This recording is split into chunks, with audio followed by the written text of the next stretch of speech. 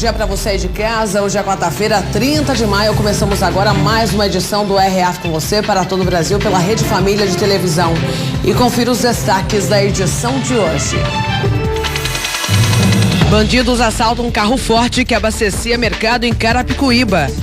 Traficantes usavam tabacaria no Rio de Janeiro para vender drogas ilícitas. Combustível nos postos e muita fila para abastecer. Produtos de hortifruti ainda em falta nos principais centros de abastecimento. Manifestantes impedem motoristas de abastecer no interior de São Paulo. E em meio à crise, políticos reajustam o próprio salário. O RF com você está apenas começando. E daqui a pouco eu vou mostrar aqui no RF com você que o uso exagerado de telefones e tablets pode prejudicar aí a sua postura. Você passa muito tempo usando esses equipamentos? Nós vamos receber aqui um especialista no assunto para falar sobre os riscos. Vamos fazer a primeira pausa do RF com você. Tem alguma dúvida aí sobre postura na hora de ver os aparelhos, o celular, o tablet? Pode mandar no nosso WhatsApp 1997102-4854. Quer fazer uma selfie também, uma foto assistindo aqui o RF com você? Pode me mandar, é claro, não esquece do seu nome e a cidade. Estou esperando o seu contato. Hoje começou a greve dos petroleiros. Vamos falar ao vivo com a repórter Larissa Israel, que está em frente à Replan em Paulínia, a maior refinaria do Brasil. Larissa, boa tarde. Qual a situação aí no momento?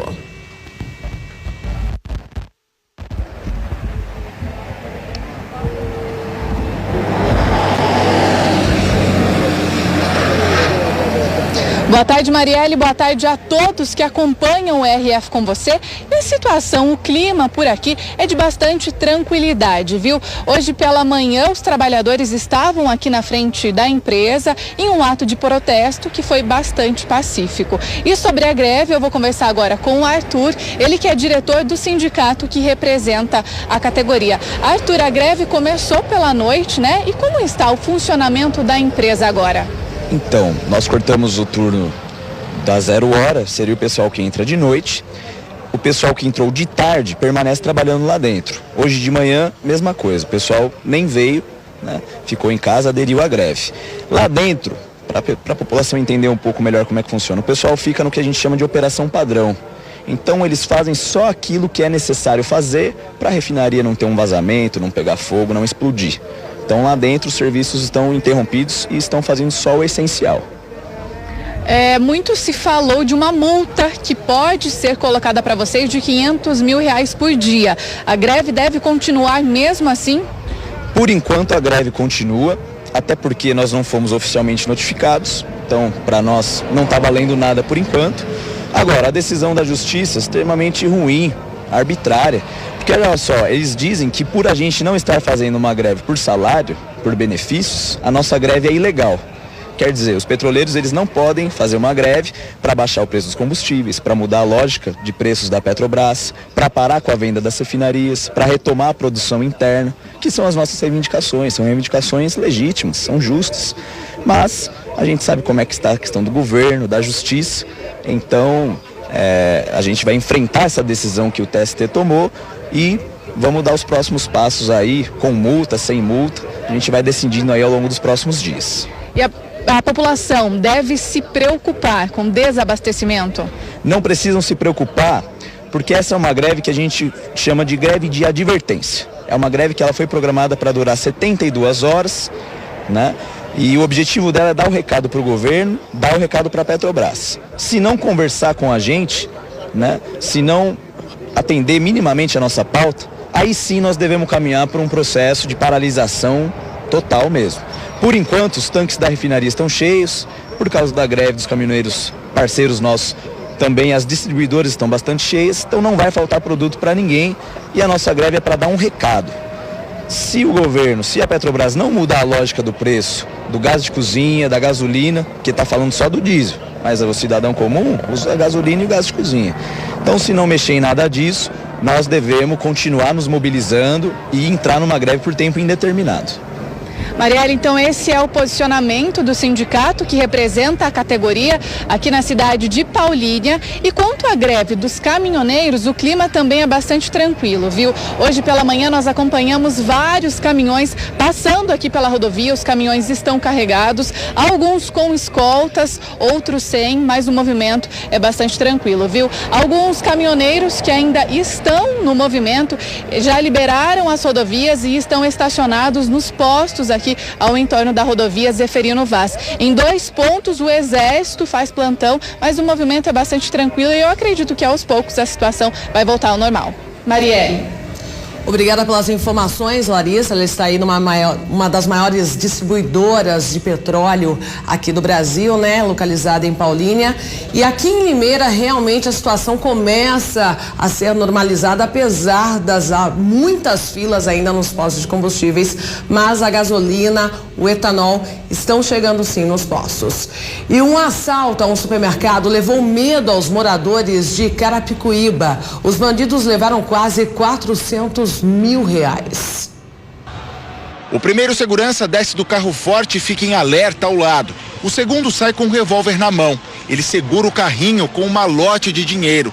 Logo que eles entram no supermercado, os 4 criminosos vão atrás. Com máscaras e fortemente armados, já chegam atirando.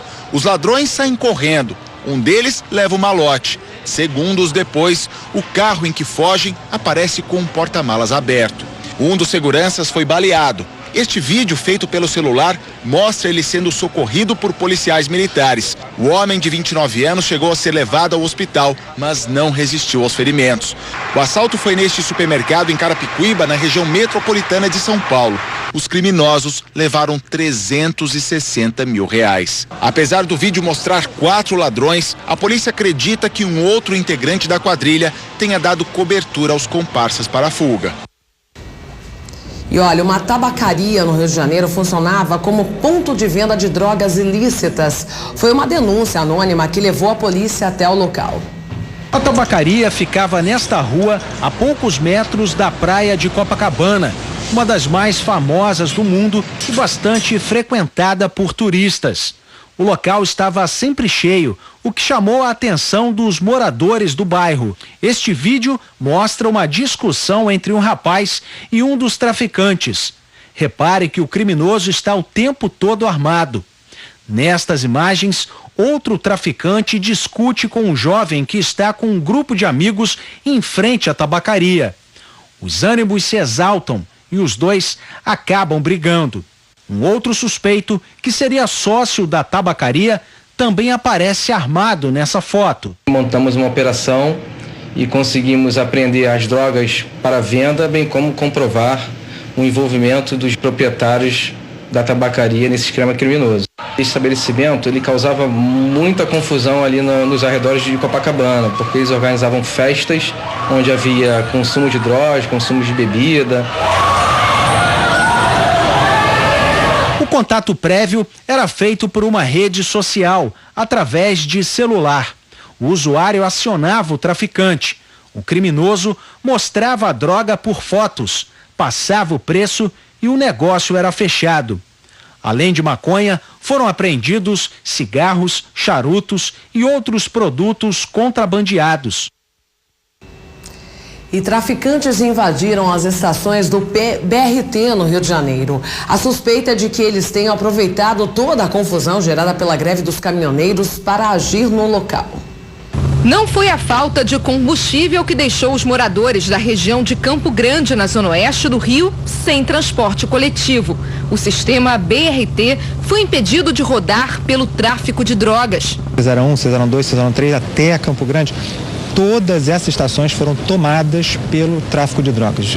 As estações viraram quiosques, grandes lojas do tráfico de drogas. Ainda segundo a Secretaria da Casa Civil, os traficantes teriam aproveitado a suspensão do serviço do BRT por causa da greve dos caminhoneiros para invadir as estações no último sábado. O corredor exclusivo, chamado de Transoeste, segue da Barra da Tijuca até Campo Grande e é próximo do destino final que o BRT passa por comunidades dominadas pelo tráfico de drogas e milícia. Nos últimos 3 meses, o serviço foi interrompido por 8 vezes por causa de confrontos na região. É gravíssimo isso. Nós já estamos pedindo socorro imediato para as Forças de Segurança do Estado. A Polícia Militar nega a invasão de criminosos durante o desabastecimento de combustível. Nós temos uma incidência criminosa muito grande ali nessa região, mas dizer que criminosos estão usando a estação do BRT como ponto de venda de drogas, encastelados ali com armas e tudo mais, é algo muito forte e que não condiz com a verdade. E aos poucos a situação começa a se normalizar na capital paulista. Em alguns postos já é possível encontrar combustíveis a preços mais baratos. Durante a madrugada, o caminhão-tanque não precisou de escolta para chegar ao posto. Particularmente eu dei sorte de passar, ver o caminhão, a movimentação, entrar junto e estar na fila. E para que o combustível chegue durante todo o dia em São Paulo, a prefeitura liberou a circulação de caminhões-tanque com até 3 eixos traseiros em período integral. Os caminhoneiros não vão ser multados. O reabastecimento acontece devagar. Este posto ficou 4 dias sem receber o combustível. Ruim para os clientes e também para o dono do local, que deixou de vender. O recebimento já começou, aparentemente já a se normalizar. Tá? Evidente que tem muitos colegas nossos revendedores que ainda que já estão com um período maior, né, sem o recebimento do produto, tem que ser atendido também. Mas a tranquilidade da madrugada foi bem diferente do que aconteceu durante toda esta terça-feira. Em Barueri, na Grande São Paulo, um comboio com 5 carretas levava o tão desejado combustível. Motoristas reclamaram que foram intimidados por grevistas. Você não consegue sair, não ser escoltado, né? Estão levando pedrada, tem tudo esse tipo de coisa aí. Com os caminhões-tanques nas ruas, a população correu para os postos. Quem que vai me olhando no médico? Não levei. Criança vai levar na escola, você não consegue levar, porque não dá para você levar. Como é que você vai levar? Na região central de São Paulo, a prioridade para encher o tanque era para os médicos. O policial ajudou a organizar a fila.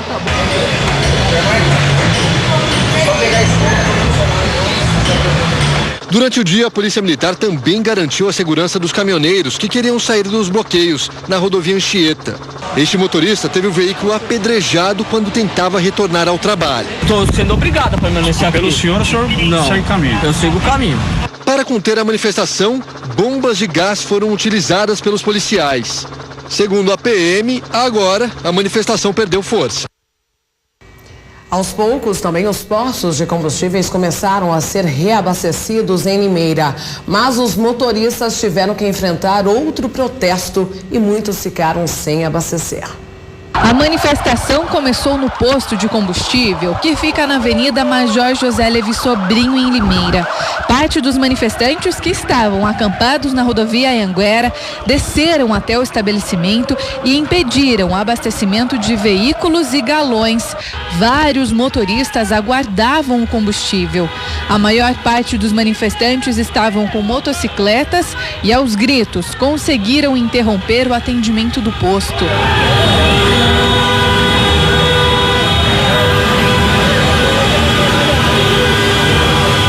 Os manifestantes estavam com bandeiras e um carro de som. Durante o protesto, chegaram a cantar o hino nacional.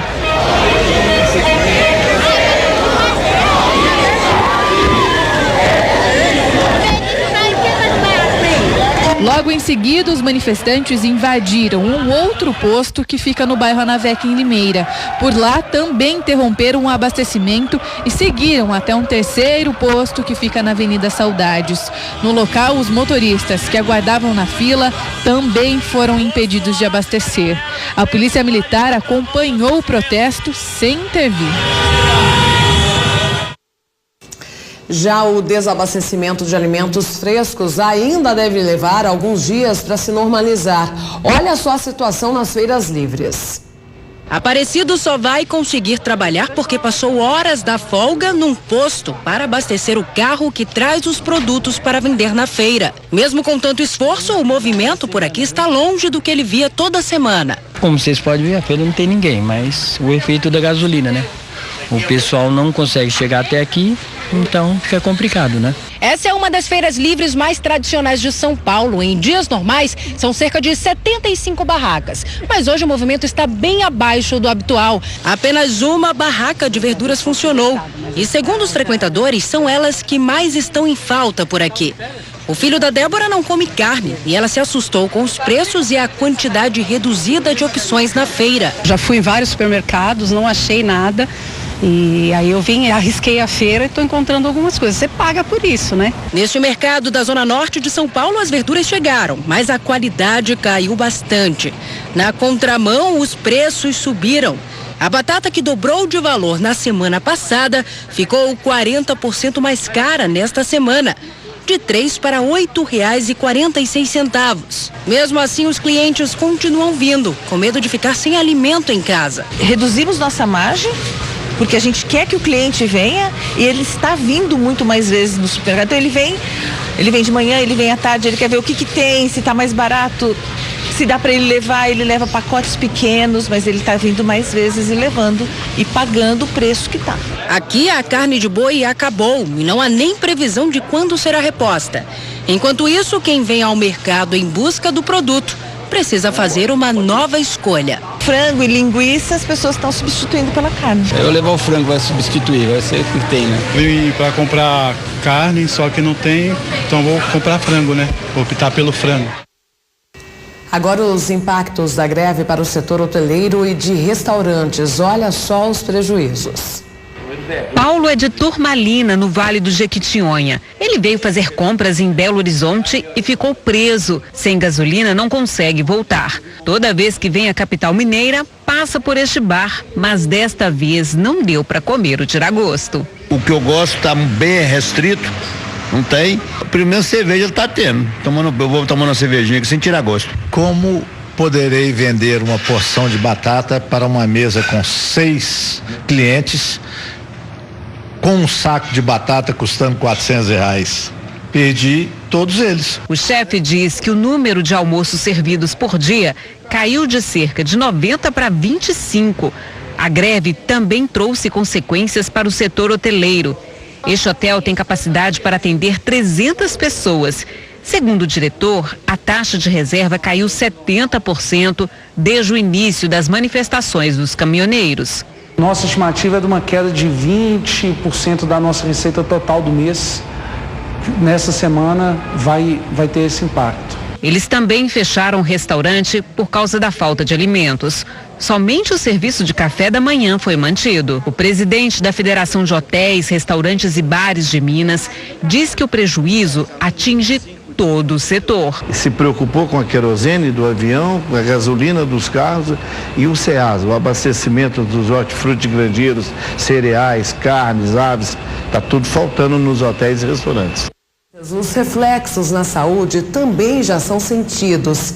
Em muitos hospitais falta sangue e são os caminhoneiros que decidiram ajudar. Olha só. O estoque de sangue em Mato Grosso do Sul está no limite. Foi o que ouviu este caminhoneiro que voltava de Rondônia quando parou em Campo Grande para se juntar aos manifestantes. Logo reuniu os colegas em protesto e veio doar. Praticando a solidariedade, a boa ação e salvando vidas. Há anos, seu Laércio não saía de casa para fazer uma doação de sangue. Já doei sangue quando a minha mãe ficou doente, né? Mas faz tempo, já faz um ano e meio mais ou menos. E nós estamos aqui dando sangue aí para ter outra vida, outro povo aí que está no hospital. O sangue coletado em Campo Grande é distribuído para todos os hospitais de Mato Grosso do Sul. O problema é que nas últimas semanas as doações caíram 85%, no caso do tipo O positivo. Hoje há no estoque apenas 15% do mínimo necessário para atender às cirurgias de emergência. Tem sido assim desde o início do mês de maio. Na última semana, a greve dos caminhoneiros reduziu os estoques de sangue em vários estados, como Rio de Janeiro, São Paulo, Paraná, Santa Catarina e Paraíba.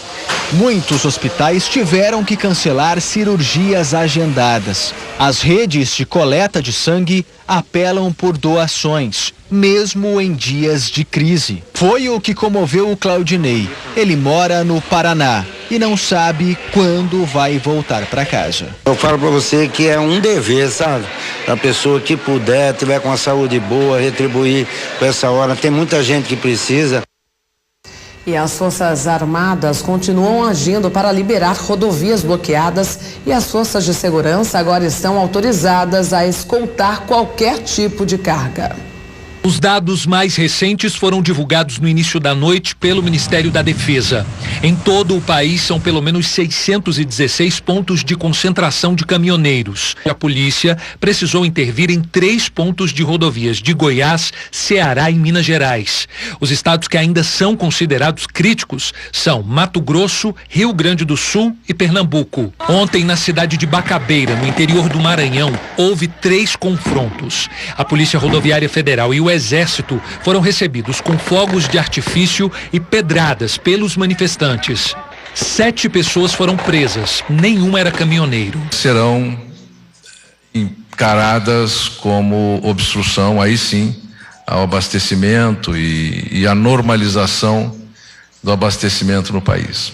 A Polícia Rodoviária Federal já autuou 176 caminhoneiros em todo o país que estavam parados nas rodovias. São R$100 mil em multa por hora para os veículos de empresas e R$10 mil por dia para os motoristas autônomos. Todas as multas já foram encaminhadas à Advocacia Geral da União.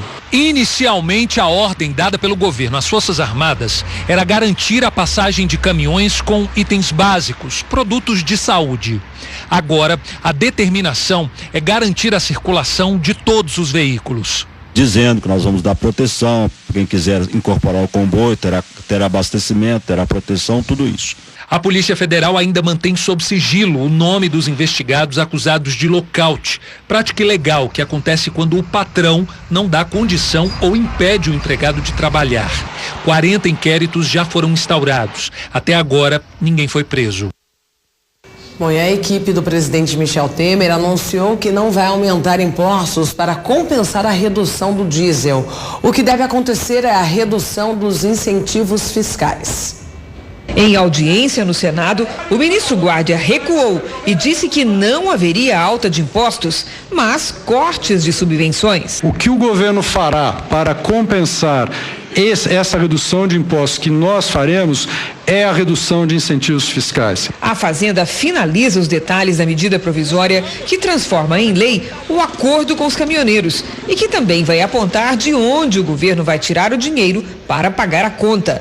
Um dos subsídios do setor privado que deve acabar é o do programa Reintegra, voltado para compensar exportadores. O esforço para selar a paz entre Planalto e Congresso resultou em uma nota oficial conjunta, com um apelo aos caminhoneiros para que retornem ao trabalho, para evitar que o movimento seja usado com objetivos políticos.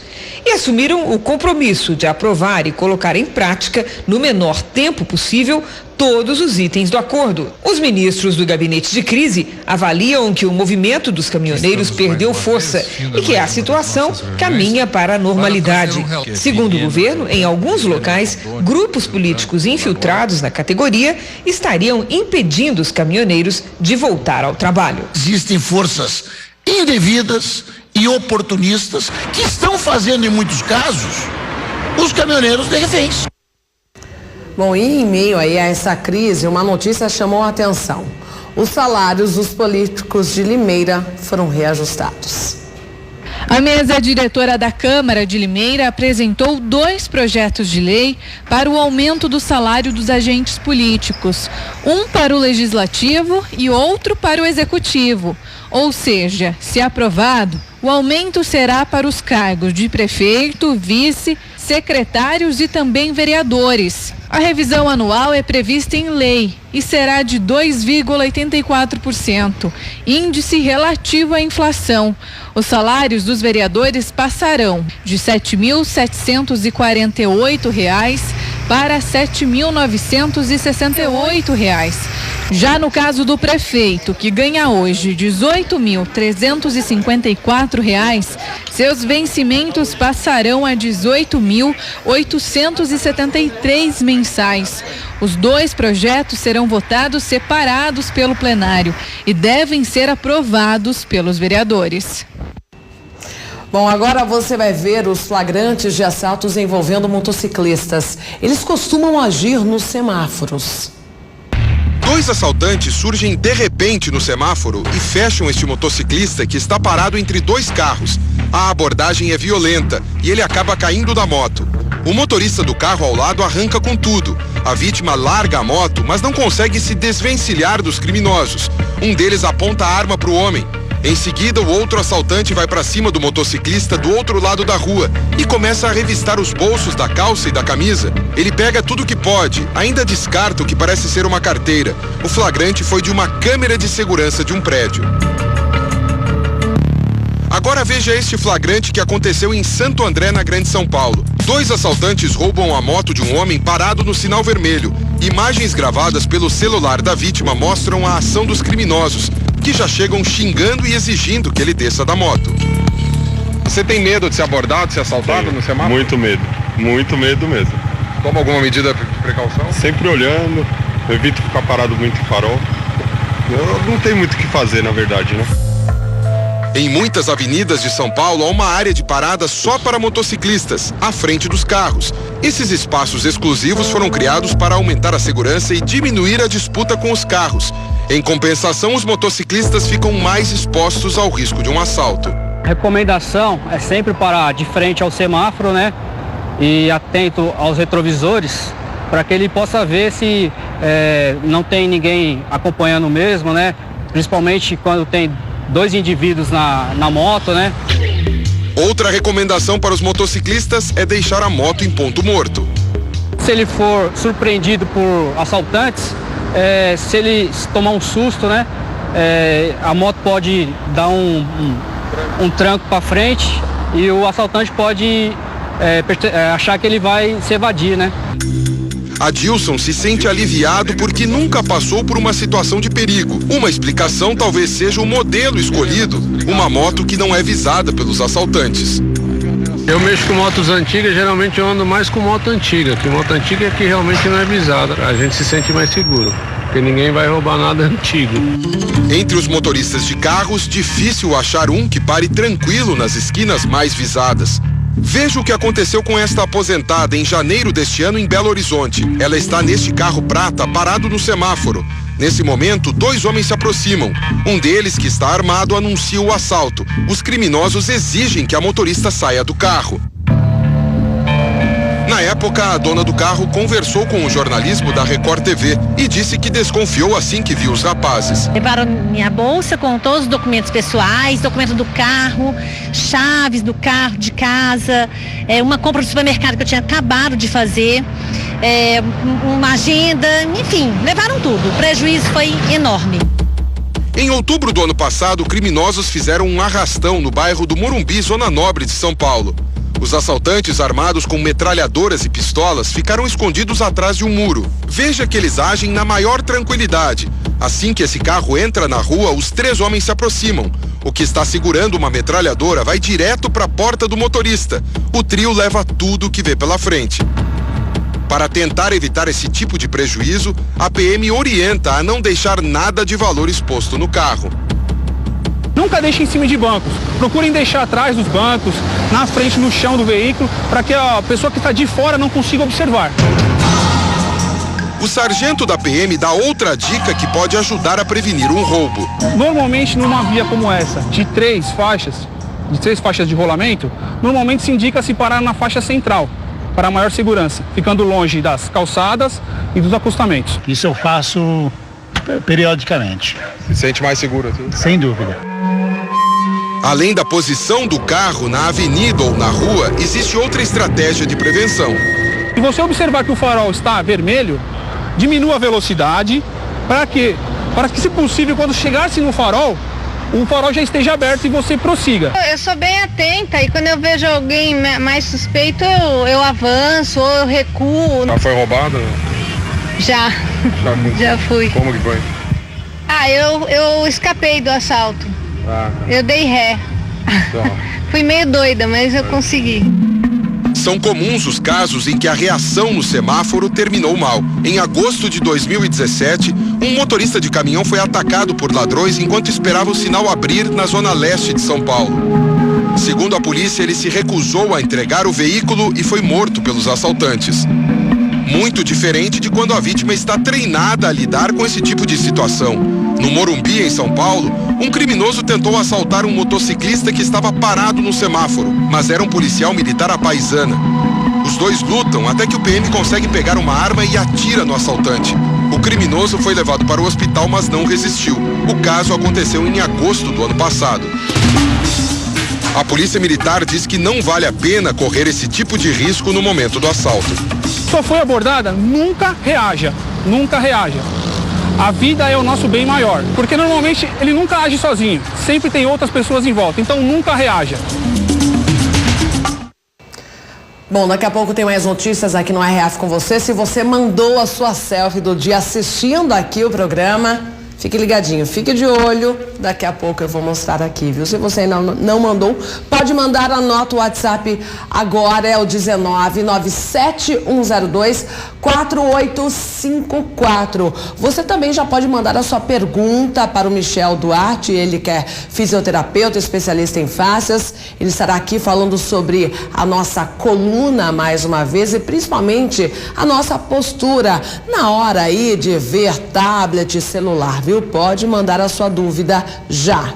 Você presta atenção na sua postura? Pois é. Em tempos de uso exagerado aí de equipamentos eletrônicos, até a nossa postura mudou, viu? Olha só. Os problemas de postura da Emily causavam fortes dores nas costas. Não tem explicação, é terrível. Ela tem escoliose, um desvio lateral na coluna que está cada vez mais comum entre jovens e adolescentes. Em muitos pacientes, as causas estão diretamente ligadas ao uso do celular e do computador de maneira errada. Tanto da região do crânio até o bumbum, ela tem que ser uma linha reta.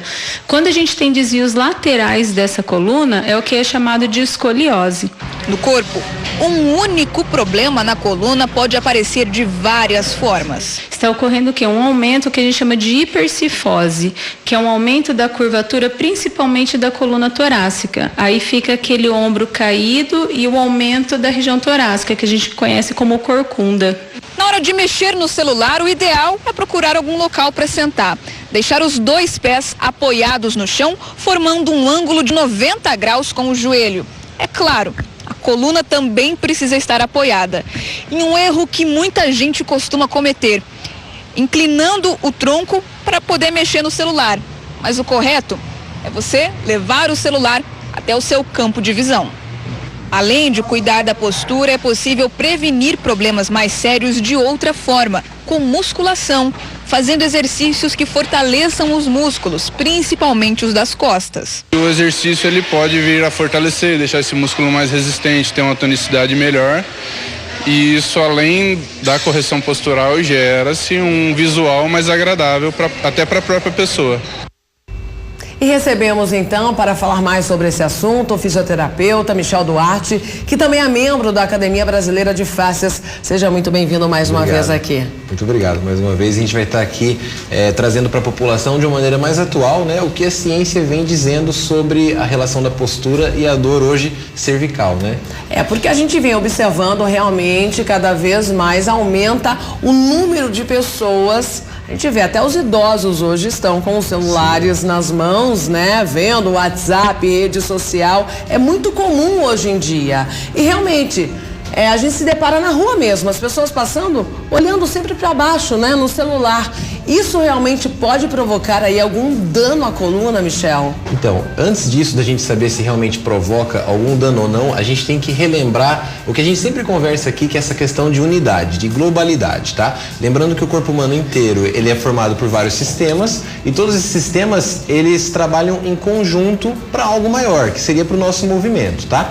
Então, lembrando que a gente tem o sistema músculo-esquelético, o sistema aí vascular, que seriam as veias, as artérias, o sistema aí imunológico, todos os sistemas do corpo, eles são conectados pelo sistema facial, que é a fáscia que conecta todos eles, né? Então, por que eu tô falando isso? Pra gente conseguir entender. Existe uma relação, vamos dar um exemplo, por exemplo, entre o olho e o pescoço. A gente fala, nossa, mas tá distante o olho do pescoço, né? Mas você pode aí tentar na sua casa rapidinho, virar a cabeça para a esquerda e o olho para a direita ao mesmo tempo. Pode tentar. Não dá para fazer isso, é impossível. Por que não dá para fazer isso, Morelli? Não conseguiu fazer, né? A gente só consegue virar o olho para um lado e a cabeça para o mesmo lado. Por quê?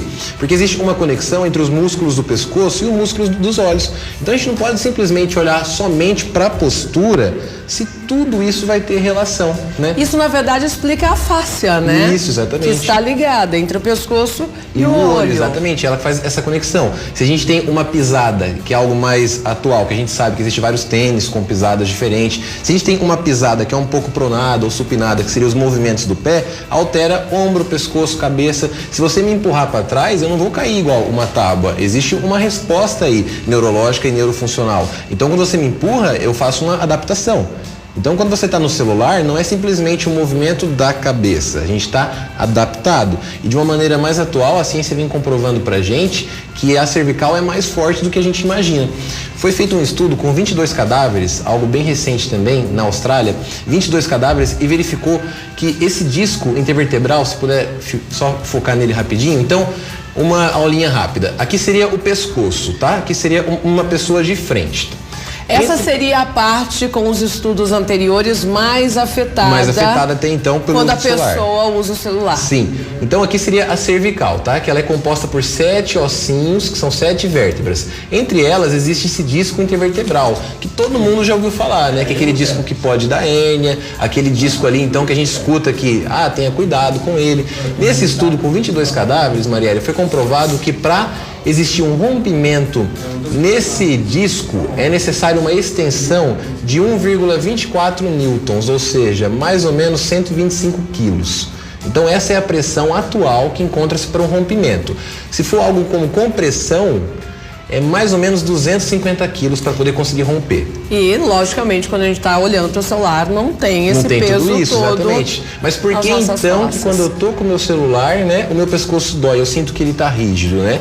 Um estudo australiano com adolescentes de 17 anos, mais ou menos foi a faixa, verificou desvio postural, ou seja, aquela cabeça mais para frente anteriorizada ou mais para trás, com alterações e dor. Qual foi a conclusão? Que o adolescente que tinha aquela postura mais fechada, aquela coluna mais em C e a cabeça mais para frente, não tinha relação direta com dor, mas tinha relação direta com ansiedade e depressão.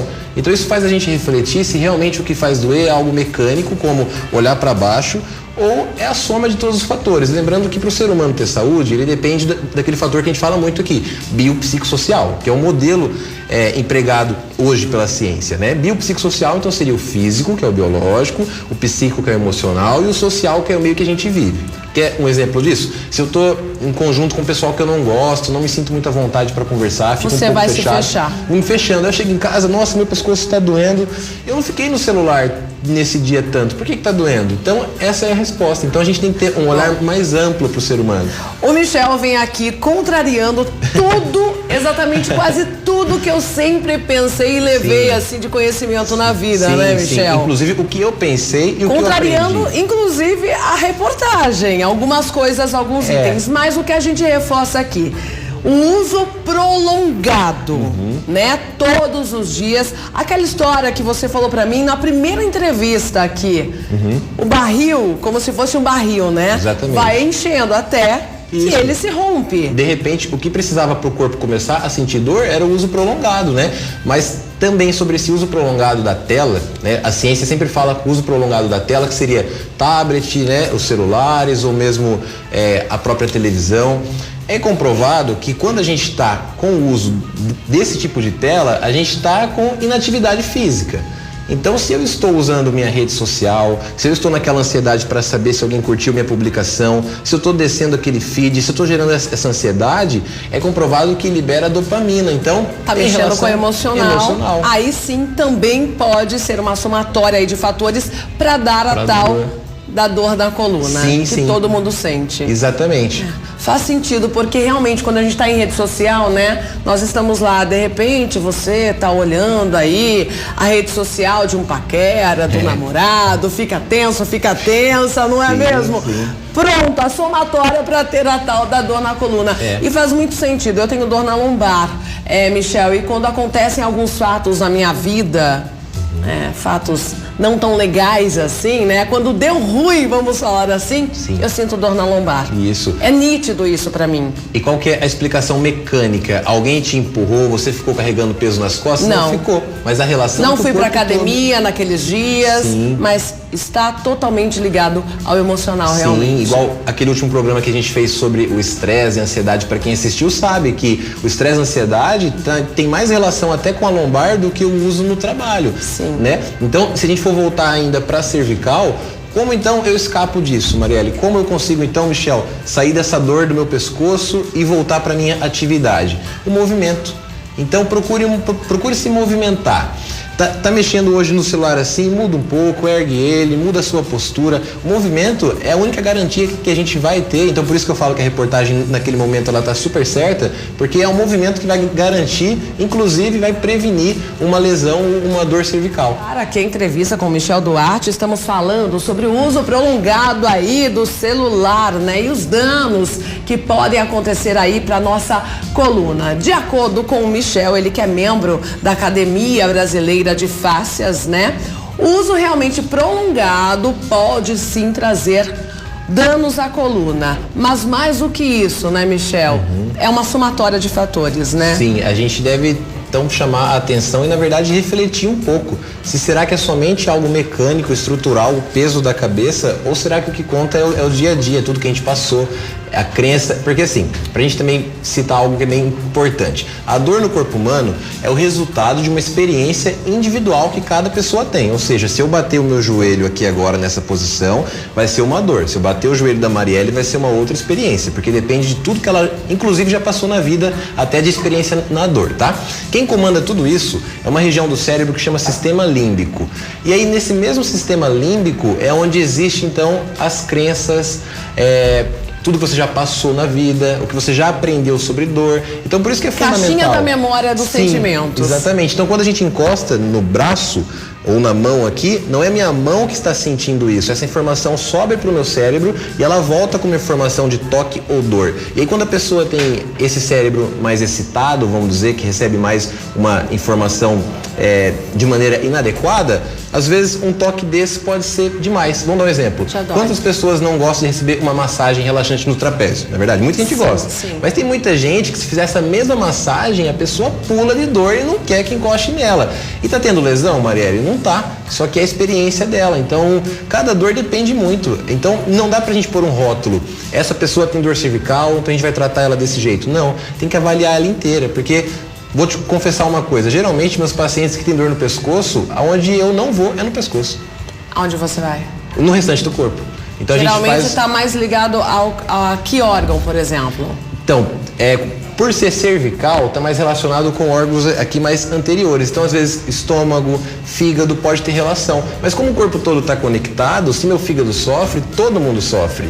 Se minha perna sofre, todo mundo sofre. Bom, quem está chegando agora, né, deve estar pensando, que loucura esse fisioterapeuta está falando e a Marielle também. Vamos explicar, então, para quem está chegando agora, o que são as fáscias. Certo.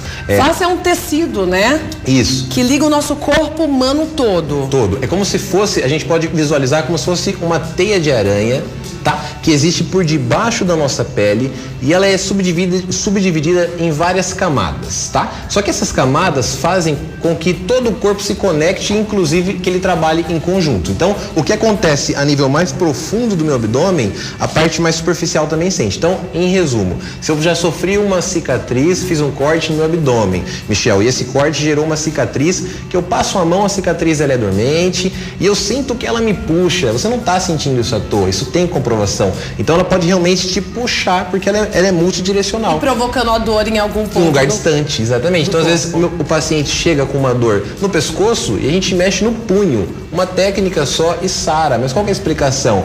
A gente faz toda essa anamnese, descobre o que a pessoa já passou, o que ela já aprendeu, porque educação na dor, a ciência comprova que é fundamental, inclusive para ter melhora. Então, o que a gente está fazendo aqui não é à toa. Tem muita gente que pode estar ouvindo em casa e só dela saber que esse contexto, que o pescoço dela não é de vidro, que é forte o pescoço dela, ela já muda a crença dela de dor e isso faz com que o paciente também melhore.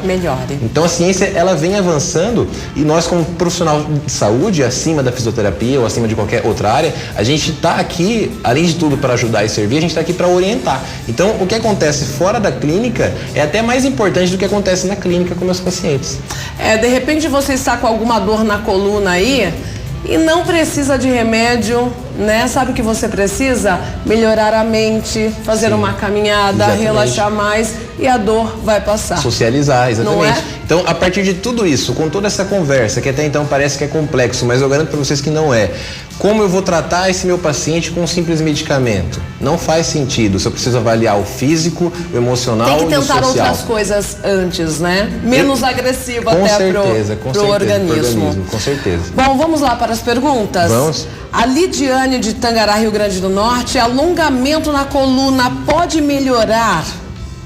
Porque às vezes ela diz que o personal na academia faz um alongamento que chega até a estalar a coluna dela. É normal ou não? Certo. Vamos separar então em duas questões. Primeiro, alongamento. É mais do que comprovado que o alongamento ele não previne lesão. Então, Marielle, se eu vou fazer um exercício e eu não quero me machucar, porque eu passei o dia inteiro sentado no meu trabalho, o que eu faço? Aquecimento. Então, lembrando que qualquer exercício físico, que é diferente de atividade física é o que você faz na sua casa. Quando você passa um pano no chão, é uma atividade, você não precisa de orientação.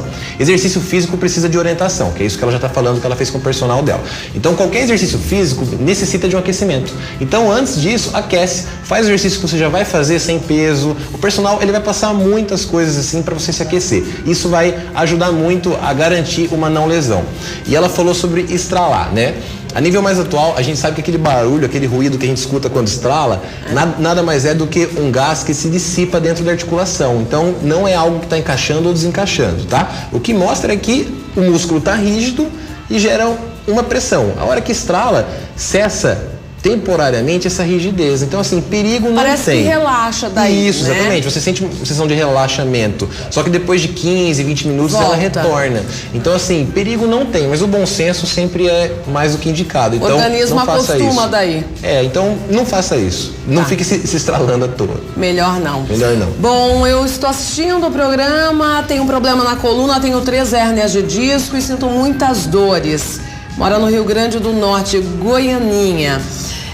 Daí ele diz assim que já faz fisioterapia há 4 anos, mas quando dá crise de dor, quando ele abaixa a cabeça, por exemplo, a dor desce do pescoço até as pernas. É normal isso? Sim, na verdade quem tem hérnia de disco? Na verdade faz até sentido isso que ele está falando com tudo que a gente está conversando junto. Então, se quando ele abaixa a cabeça, ele sente uma tração a nível posterior, algo puxando, então quer dizer que tem uma relação direta com as costas e o pescoço dele. Então, o que eu posso indicar para ele é procurar uma avaliação criteriosa, sentar com o profissional dele e conversar, explicar essa situação, mas acredito que possa ter algo ali dessa nossa conversa que talvez faltou para ele, tá? Bacana. Você usa muito o celular, tá sempre na rede social acompanhando, daí eu estou aqui com o Michel Duarte, ele que é fisioterapeuta, membro da Academia Brasileira de Fáscias, e estamos falando, realmente, o uso excessivo danifica a coluna?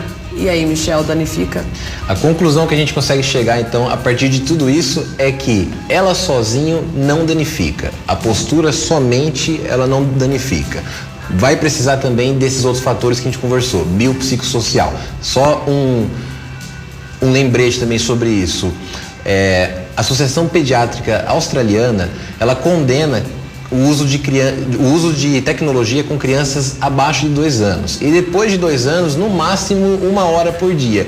Então, o uso somente dela não vai causar tanto problema. Mas se essas associações, elas já veem isso como um grande risco, acho que o pai e a mãe que está em casa já deve ficar atento, né? Para conversar mais com o filho, porque inclusive até, alguns estudos vêm demonstrando que até a comunicação ela está mudando do ser humano, porque a gente não conversa mais. A gente escreve, porque tem gente que passa o dia inteiro só escrevendo e não fala. Então isso vai mudar com certeza, Marielle. Agora, o que vai causar? Sinceramente, os estudos ainda não sabem. Ninguém sabe ainda, porque isso vai ser a longo prazo. Mas eu acredito que vai influenciar e muito na nossa geração isso. E outra coisa que nós já falamos aqui, né? Geralmente quando você está em rede social olhando a vida alheia, porque você entra na rede social para quê, né?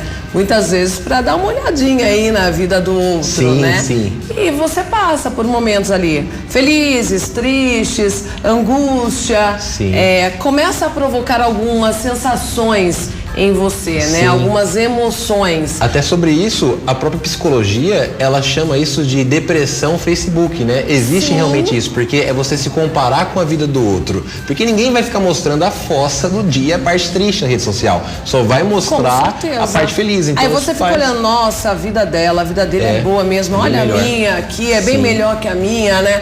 Aí, de repente, você está com o celular assim, nem que você esteja com o pescoço muito aqui, né? Isso aí não traria mal para você, para sua coluna. Mas o fator de você estar analisando a rede social, mexendo com as suas emoções, essa somatória, aí sim provocaria a dor. Sim, até um outro termo parecido com esse do Facebook, foi bem interessante você lembrar pra gente, tem um termo que chama nomofobia, né? Que seria mo de mobile, né? Nomofobia. O que é isso? É a pessoa ver que tá ali 1% de bateria. Ai meu Deus, cadê o carregador? E aí começa a sentir dor. Provocador. Prova, isso é comprovado. Então, assim, 1% de bateria, ou às vezes você tá em um lugar, tô no tédio, o que eu faço? Eu uso o celular. Então, isso já mostra que o ser humano, ele vem de uma maneira associando o meio externo muito com o meio interno. Então, você fica mais online do que offline, sendo que seria offline que o movimento deveria acontecer. Então, vale a reflexão, é muito interessante isso. Inclusive, temos uma pergunta aqui da Quitéria, de Marechal Deodoro, Alagoas. Sinto dores na lombar, faço caminhada e melhora bastante,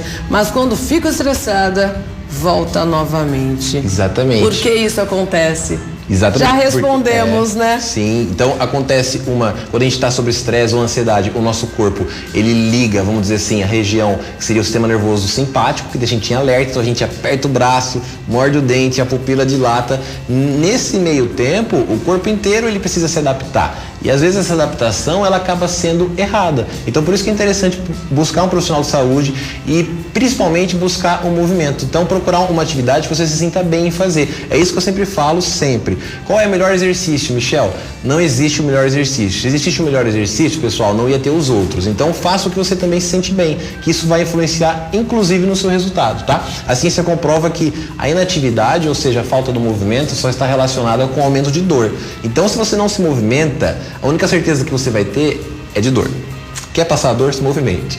E olha, o Renato de Anápolis, Goiás, ele diz que ele faz corrida de rua, mas o desempenho dele não é bacana porque ele sente dor.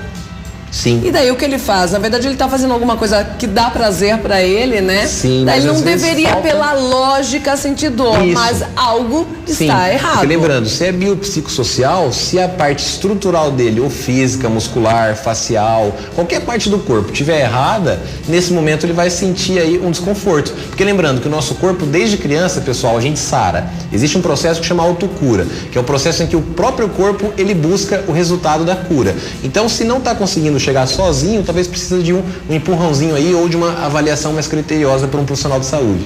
Michel, eu percebo aqui que tem muita gente perguntando sobre hérnia de disco e também nervo ciático. Quais são os melhores tratamentos? O que deve ser feito? Então, primeiro momento... Vou fazer a pergunta geral, porque tem muitas pessoas realmente falando sobre esse tipo de dor. Sim. É uma das causas, inclusive, que mais afasta, né? Igual a gente já conversou muito sobre a lombar, do trabalho e dos hobbies. Então, assim, em primeiro momento, sentiu uma dor muito forte, evite atividades que você sinta que a dor aumenta. Conforme você vê que a dor está diminuindo, pessoal, volta para a atividade, tá? Eu vou dar um exemplo relacionado com a coluna que é mais rápido para a gente entender também. Se eu torço o meu tornozelo, a hora que eu torci ele, eu não vou pisar no chão durante os próximos dias, porque vai estar com um processo de inflamação, vai estar doendo, mas esse pé, esse tornozelo só vai voltar a ficar 100% quando eu voltar por ele em atividade. Então a lombar não é algo separado, pessoal. O corpo humano todo está conectado. Então, se sua lombar está sentindo dor, em primeiro momento se afasta, mas não fique afastado, tente voltar, tá? Então, uma avaliação sempre vai ser mais do que necessária. Sedentarismo piora e muito, né? E muito, e a ciência comprova que o sedentarismo está diretamente relacionado com dores crônicas, que são dores que a gente sente há mais de 8 meses, pelo menos, tá? E tem uma grávida que tem hérnia de disco. Sim, daí, então. A grávida, assim, para compensar, ela acaba ficando Isso. com o corpo para trás, né? Sim. Nesse caso, o que deve ser feito? O corpo da mulher, ela já busca, por ela mesma, estruturalmente se adapta. O quadril, ele faz um deslocamento, a coluna também se movimenta. Então, o que ela deve fazer é o seguinte, procurar também um profissional adequado para ele avaliar ela. Existem várias técnicas da terapia manual, que é a minha área, que ajuda demais até a mulher passar por esse processo, que é um processo lindo e deve ser, né, melhorado, o melhor, né? Vamos dizer assim, para a criança conseguir vir para o mundo. Ela tem mais qualidade também, para a mamãe Exatamente. e para o bebê, né? Sim, então procure um profissional da saúde que eu tenho certeza que ele vai aí conseguir melhorar a sua vida. Ótimo, Michel. Ai, que pena. Temos que encerrar, mas muitas perguntas aqui. Se alguém quiser te procurar, então, através de rede social, por sinal, como te acha? Sim, Instagram é @MichelFísio, meu nome é com 2 L's, é um pouquinho diferente, mas é mais fácil de achar lá. Michel Físio com 2 L's. Michel Físio com 2 L's, e no YouTube acha também pelo meu nome, DR de doutor, Michel Duarte também com 2 L's. Lá a gente está sempre trazendo essa vivência para a prática clínica também, que isso ajuda inclusive muitos profissionais, né? Bom, para facilitar, nós não fizemos o GC, quem quiser entrar no meu Instagram, eu sei que muitas pessoas me seguem, _Jacon, né? Ah lá, tá aí. Porque eu postei no story, né, que você estaria aqui, então ficaria mais fácil de te achar. Mas Verdade. isso aí, ó, @Michel com 2 L's, Físio, manda a pergunta pro Michel, segue o Michel e fique sabendo mais sobre o mundo das fáscias, né? Com certeza, né? O ser humano, ele deve ser avaliado, então, só pra gente fechar, nesse contexto, tá? Então não vamos se fechar a um modelo de segmentos. Eu não sou um pedaço, eu sou um conjunto. Inclusive minhas emoções influenciam nesse meu conjunto. Ótimo. Tá bom? Muito obrigada e seja sempre bem-vindo. De E pesquisadores descobriram que tem sim como recuperar o sono perdido e que dormir demais faz mal à saúde. Ao invés de dormir, trabalhar. Rogério passa pouco tempo em casa, menos ainda na cama. São 3 empregos, 15 horas por dia, numa correria que não acaba nem mesmo aos sábados. Eu acordo 6 horas da manhã, quando dá 7 horas já estou abrindo o primeiro comércio, 8 horas já venho para cá, trabalho aqui até às 18 horas, saio daqui às 18 horas, vou para o outro comércio, fico até às 9 da noite. Tempo para dormir? É uma média de umas 5, no máximo 6 horas, 5 horas e meia ao dia. Um estudo sueco publicado neste mês confirmou que o número de horas dormidas no dia afeta a saúde e assim aumenta ou diminui a expectativa de vida. Até aí nenhuma revelação. Mas a pesquisa traz novidades. Uma delas é de que dormir muito também faz mal. É isso aí. Passadas 8 horas todos os dias aumenta a mortalidade em 25%. A outra é de que compensar o sono perdido funciona. Dormir mais nos dias de folga anula o prejuízo de quem dormiu pouco durante a semana.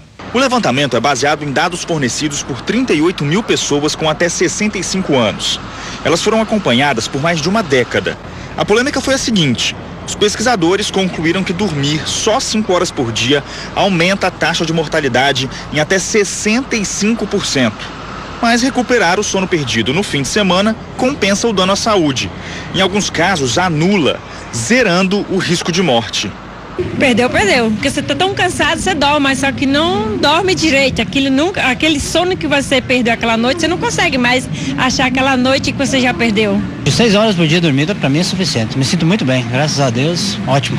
O tema é polêmico até entre os estudiosos do assunto. A gente não pode concluir que dormir mais no fim de semana compensou totalmente a falta de sono. Não podemos fazer essa conclusão. Mas sim, é um achado novo em relação à compensação de fim de semana que não tinha sido visto nas pesquisas anteriores, né? Quem dorme menos do que precisa sofre com alguns sintomas, como alteração no humor, memória e concentração. A longo prazo, também pode desenvolver doenças do coração, obesidade e diabetes. O Rogério já percebeu isso. Sofreu um infarto aos 28 anos, sem falar nas dores de cabeça. Não tem como recuperar esse sono porque não existe só um desgaste emocional, existe também um desgaste físico. E com esse desgaste físico, você não consegue repor, né? Fica meio dificultoso. A circulação é diferente, o seu sono não é o mesmo. Então você repõe na hora, mas o desgaste depois volta tudo de novo. Estamos na reta final do RF com você que mandou foto vou mostrar amanhã, porque hoje não pode, não consigo. Deu o tempo, deu por hoje.